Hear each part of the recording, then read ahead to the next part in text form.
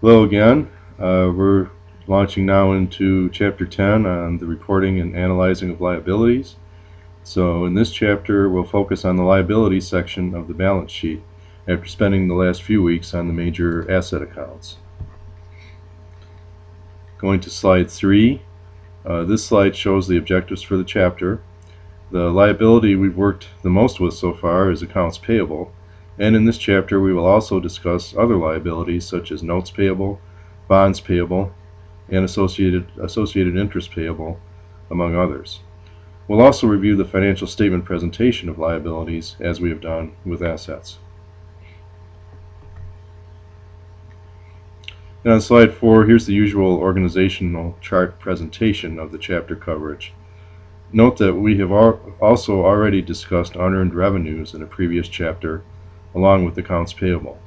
The other areas of liabilities will be new.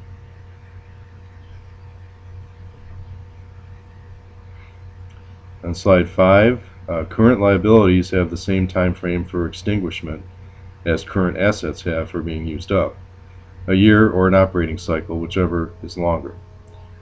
Note the accounts that are normally included in current liabilities: notes payable, accounts payable, unearned revenues, and accrued liabilities such as taxes, salaries and wages, and interest. On slide 6, as was noted on the previous slide, a current liability is expected to be paid or extinguished either out of existing current assets or by creating other current liabilities. For instance, a current liability may be paid out of the cash account, as we've seen with many examples of accounts payable. An account payable may be transferred to a note payable, or vice versa. On slide 7, a note payable is just a note receivable that is on the borrower's side of the transaction instead of the lender's. Therefore, the rules are the same as we discussed for notes receivable. The note is a formal written instrument. Interest is charged on the principal amount, and if due within a year, the note is classified as a current liability. On slide 8, notice that the initial entry to issue the note does not recognize any interest expense or payable since none has been accrued yet. On the borrower's side, issuance of the note causes a cash infusion or debit, with the credit to the note's payable account as a current liability since it's due in 4 months. Moving to slide 9, note that at December 31st, neither the note principal nor the interest due has been paid. Since the interest accrued must be recognized as an expense and liability of the current period, that necessitates the entry on this slide to recognize the 4 months of accrued interest computed, as shown at the bottom of the slide.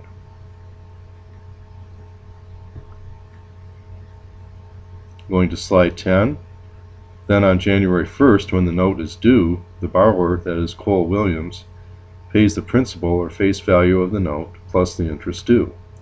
Since the interest was already accrued on December 31st, the interest payable account needs to be debited to reduce that liability account to 0, since the interest is paid off with the note. So the cash payment totals $104,000, the face value of the note, plus the interest.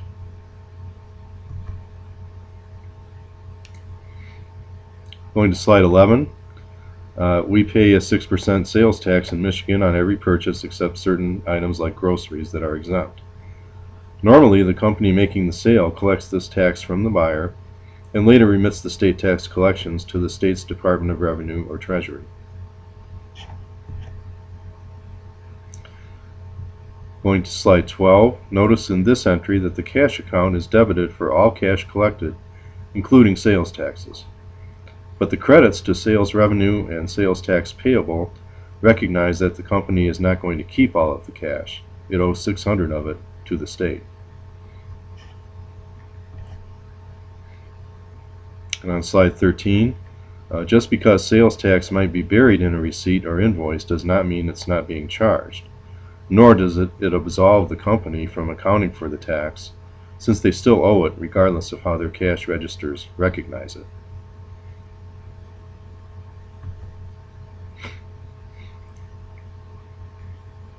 On slide 14, We discussed and worked with unearned revenues in a previous chapter.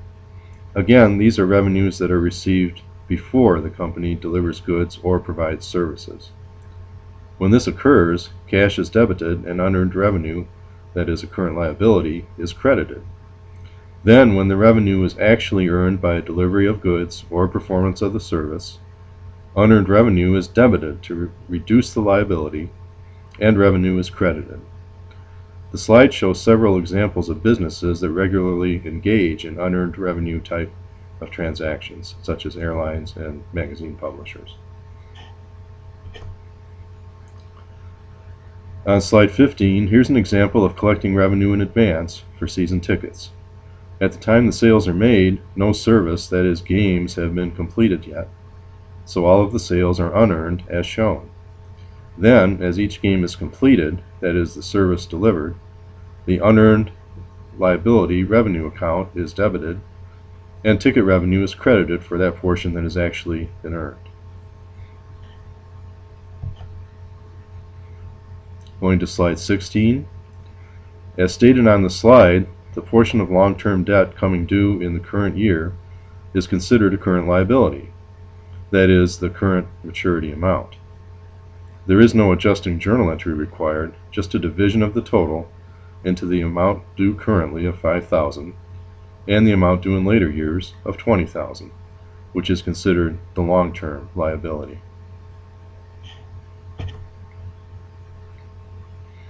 Moving to slide 17, payroll and associated taxes payable are current liabilities because they come due in a short time, normally within a week to a month. The slide differentiates between salaries that are normally associated with managerial and administrative employees who are not subject to overtime pay, and wages for blue-collar type workers who are eligible for overtime pay. As the slide states, we must compute gross earnings, payroll deductions such as taxes and other employee contributions, and net pay.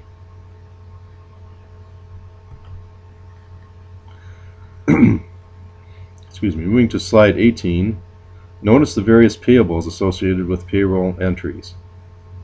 FICA, which is Social Security tax, federal income taxes, state income taxes, along with the salaries and wages payable.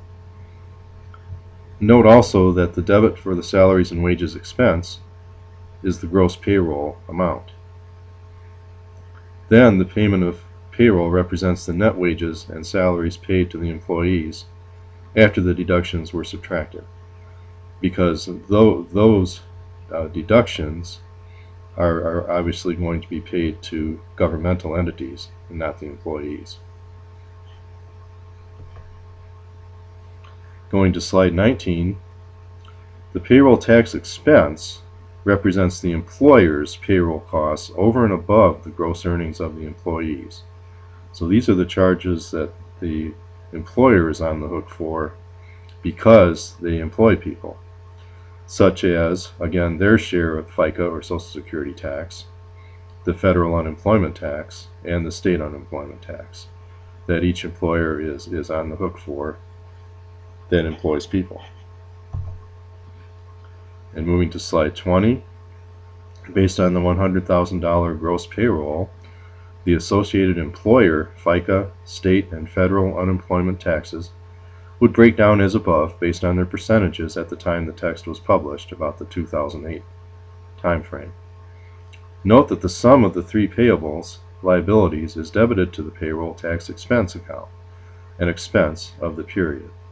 So payroll tax expense of $13,850 is the sum of the FICA tax payable on the employer's part and their state and federal unemployment taxes.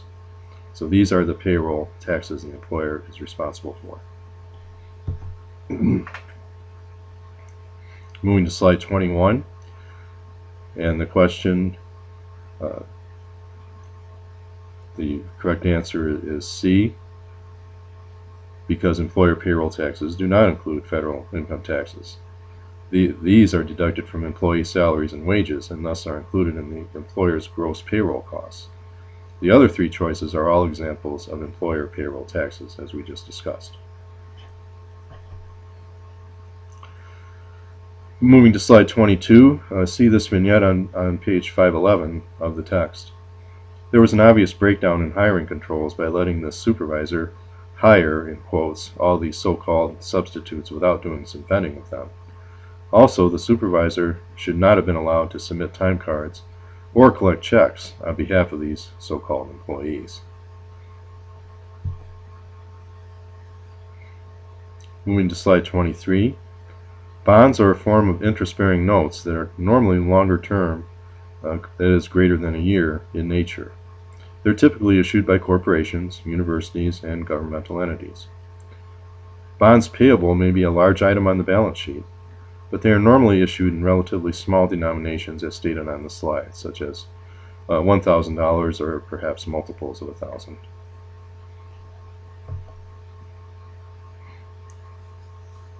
Moving to slide 24, I'm sorry for my itchy nose.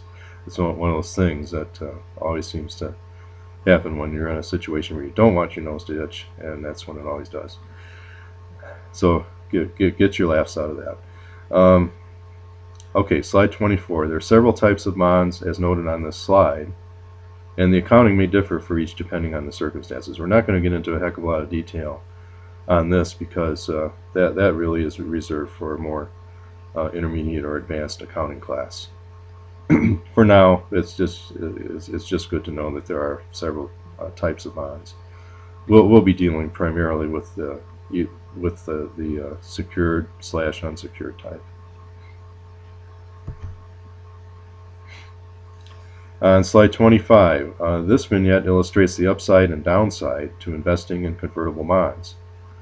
Again, we're not going to be talking a heck of a lot about convertible bonds, but they are kind of interesting. They really flourished in the 1990s, and when that boom came to a halt in the early 2000s, and the anticipated stock price increases that were needed for convertibility to occur never materialized, these investors were kind of left high and dry.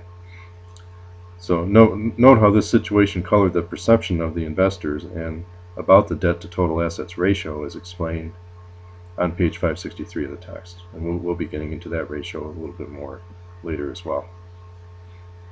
And with that, I'm going to wrap up this part of the presentation.